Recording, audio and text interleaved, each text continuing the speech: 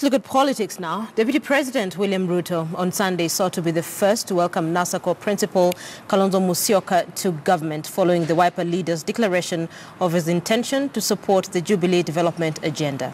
But what is Kalonzo up to, and what benefits could accrue to key Kalonzo allies in his cooperation with the government? Our political affairs reporter Murimi Mwangi interrogates this.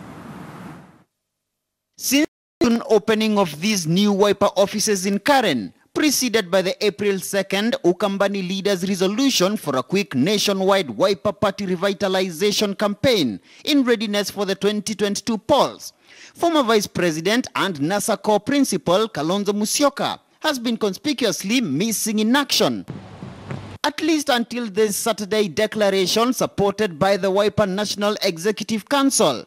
We were either going to form the government or be in the opposition. Now, as it has turned out, we're in the opposition. Our intention is to remain as opposition, but on those items that are for the benefit of mwananchi, tutaunga mkono. But just what is Kalonzo up to? Well, analysts believe the Wiper leaders' weekend declaration could be a result of the fierce backroom lobbying by Kalonzo's handlers in a bid to counter shockwaves of the Wiper leaders' exclusion from President Uhuru Kenyatta's March 9th cooperation deal with NASA coalition chief Raila Odinga. This coupled with the likely prospects of his troops spending the 5th year in political cold after the 2013 and 2017 polls, insiders say, could have motivated the Wiper National Executive Council's resolution. If you've been in power for all these years, from 1985, I think, you've never been outside government.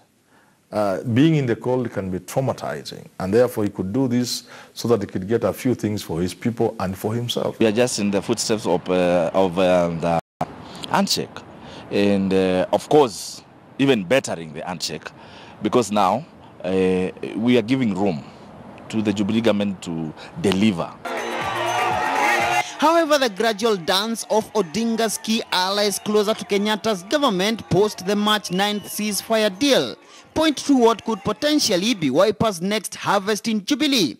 President Kenyatta recently picked NASA Director of Operations Joe Ager to chair the board for university placement, while Siaya 2017 gubernatorial aspirant Ochilo Ayako, who declined Kenyatta's ambassadorial appointment, was swiftly replaced with former Kasipul Kabondo MP Padia Henda. I wouldn't mind being a minister in the current settings, or someone else. So if, you know, it means it's going to bring in the best cream. Cream de la cream for the best leadership in this country. Of course, we have seen some CSs who have really let us down. But how about Kalonzo, whose last senior-most office was that of Vice President? You can take anything so long as you are guaranteed some level of warmth.